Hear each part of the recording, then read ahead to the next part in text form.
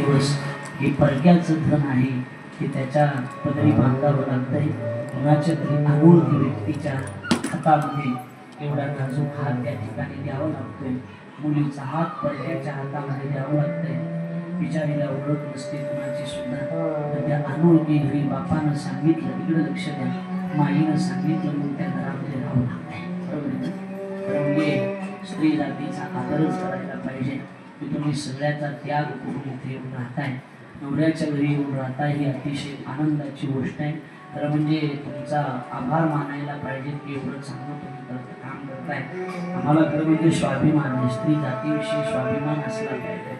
विवेकानंद म्हणतायत की स्त्री जातीकडे फक्त भोग्य म्हणून बघू नका, तर स्त्री जातीचा आदर करायला शिका. दादा लक्ष द्या माझ्याकडे.